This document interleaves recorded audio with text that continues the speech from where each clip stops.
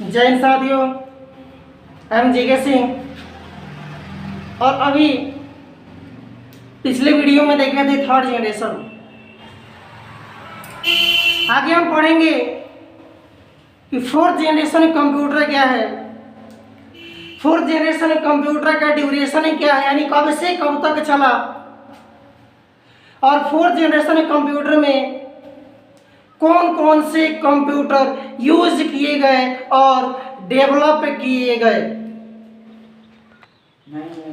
ये देखते हैं कि हमारा फोर्थ जनरेशन कंप्यूटर है और ये फोर्थ जनरेशन कंप्यूटर का ड्यूरेशन क्या है।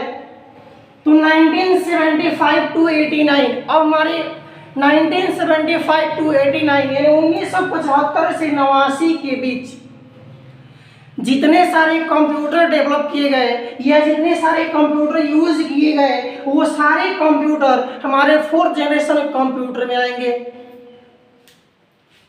जैसे इंट्रोड्यूस माइक्रो प्रोसेसर, हमारे फोर्थ जनरेशन में माइक्रो प्रोसेसर इंट्रोड्यूस कराया गया।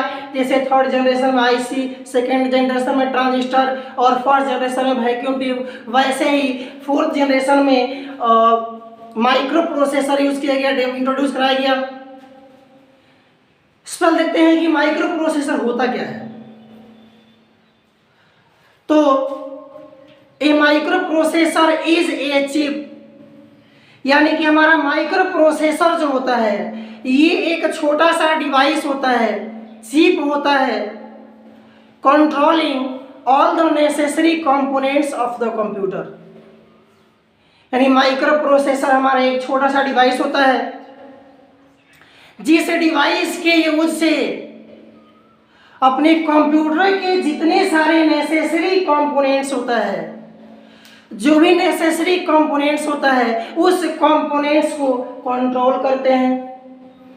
वही दे रहा है कि micro processor is a chip controlling all the necessary components of the computer. यानी माइक्रो प्रोसेसर हमारे एक छोटा सा डिवाइस होता है जिस डिवाइस की यूज से कंप्यूटर के सारे नेसेसरी कंपोनेंट्स को कंट्रोल करते हैं। ट्रेमेंडोस डिक्रीज इन साइज, इधर है कि ट्रेमेंडोस डिक्रीज इन साइज, यानी साइज में ट्रेमेंडोस मतलब होता है अचानक, साइज जो है अचानक बहुत ही छोटा हो गया। यानी फोर्थ जनरेशन कंप्यूटर का साइज बहुत ही छोटा हो गया। फास्टर कैलकुलेटिंग स्पीड, और इसकी कैलकुलेटिंग स्पीड फोर्थ जनरेशन का कैलकुलेटिंग स्पीड, गणना करने का जो स्पीड है बहुत ही तेज है। Capable of storing huge amount of data, और हमारे फोर्थ जनरेशन में फोर्थ जनरेशन की कैपेसिटी है, स्टोरेज कैपेसिटी बहुत सारे डेटा को स्टोर कर सकता है। यानी फोर्थ जनरेशन में बहुत ही अधिक मात्रा में डेटा को स्टोर कर सकते हैं। ह्यूज मतलब होता है बहुत अधिक। ग्रेटर रिलायबिलिटी, यानी हमारा फोर्थ जनरेशन कंप्यूटर पिछले तीनों जनरेशन के कंप्यूटर से महान था, विश्वासी था। एफिशिएंसी इंक्रीज, और हमारे फोर्थ जनरेशन कंप्यूटर का जो फीचर था वो बढ़ गया। ये हमारे एफिशिएंसी दे रहा है कि फोर्थ जनरेशन कंप्यूटर में फोर्थ जनरेशन कंप्यूटर का फीचर्स बहुत ही अधिक बढ़ गया। जैसे देखते हैं कि ये माइक्रो प्रोसेसर होता क्या है। A microprocessor is a computer processor, यानी माइक्रो प्रोसेसर जो होता है ये एक कंप्यूटर का प्रोसेसर होता है which incorporates the function of a computer, यानी कि हमारे कंप्यूटर के सारे फंक्शन को कोऑपरेट करता है। सिंगल सेंट्रल प्रोसेसिंग यूनिट यानी सीपीयू के माध्यम से, on a single integrated circuit, एक छोटे से आईसी के रूप में, आईसी के द्वारा।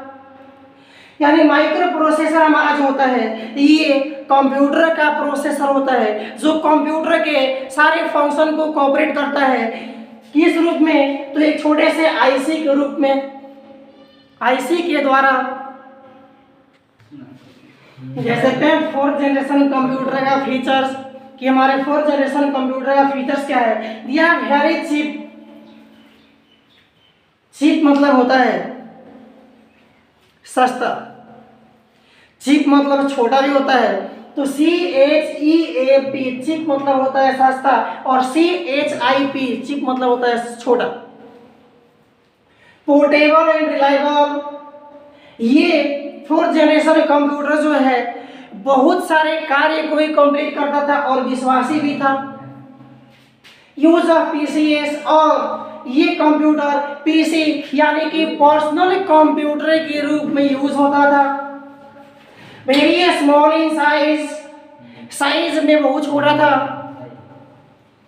पाइपलाइन प्रोसेसिंग, अब पाइपलाइन प्रोसेसिंग कहने का मतलब यानी इसमें जो प्रोसेसिंग होता था पाइपलाइन के द्वारा होता था। जैसे कंप्यूटर को हम अटैच करते हैं, कंप्यूटर में पावर सप्लाई करते हैं तो एक केबल के द्वारा करते हैं, तो हमारा पावर जो जा रहा है ये केबल के द्वारा जा रहा है। इसी अनुसार हमारे प्रोसेसिंग भी कंप्यूटर में जो होता है केबलिंग के अनुसार होता है, उसी को बोलते हैं पाइपलाइन प्रोसेसिंग।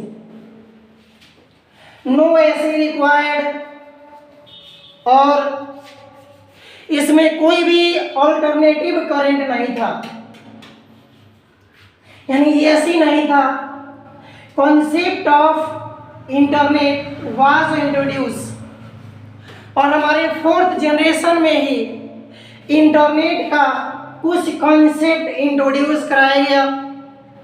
ये दे रहा है कि great developments in the field of network, यानी कि नेटवर्क के फील्ड में इंटरनेट जो था बहुत ही महान डेवलपमेंट था।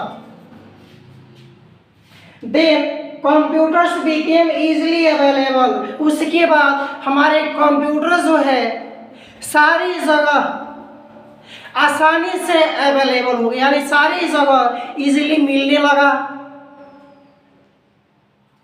ये था फीचर्स कि फोर्थ जनरेशन का फीचर्स क्या है, क्या क्या यूज हुआ है और क्या डेवलप हुआ है फोर्थ जनरेशन में। आप देखेंगे जैसे कुछ कंप्यूटर दिया इसमें फोर्थ जनरेशन में, कुछ कंप्यूटर जो कंप्यूटर डेवलप किया गया, यूज किया गया, वो कंप्यूटर दिया है। कौन कौन? तो DEC-10, यानी कि ये हमारे फोर्थ जनरेशन का कंप्यूटर है DEC-10। स्टार 1000, अब स्टार 1000 कंप्यूटर दे रहा है कि स्टार 1000 कंप्यूटर हमारे फोर्थ जनरेशन का है। PDP-11, जैसे PDP-11 ये भी हमारे फोर्थ जनरेशन कंप्यूटर है। Cray-1, अब ये जो Cray-1 कंप्यूटर है ये सुपर कंप्यूटर है, और Cray-XMP ये भी हमारा सुपर कंप्यूटर है। फोर्थ जनरेशन से ही सुपर कंप्यूटर का आविष्कार होने लगा। फोर्थ जनरेशन से इस सुपर कंप्यूटर का डेवलप होने लगा। ये सुपर कंप्यूटर साइंटिस्ट लोगों को मिलता है यूज करने के लिए। कोई भी रिसर्च डेवलप करना होता है उसके लिए हम यूज करते हैं सुपर कंप्यूटर का। जैसे यहाँ तक था हमारा फोर्थ जनरेशन कंप्यूटर। फिर मिलते हैं अगले वीडियो में और वहाँ देखेंगे फिफ्थ जनरेशन का कंप्यूटर।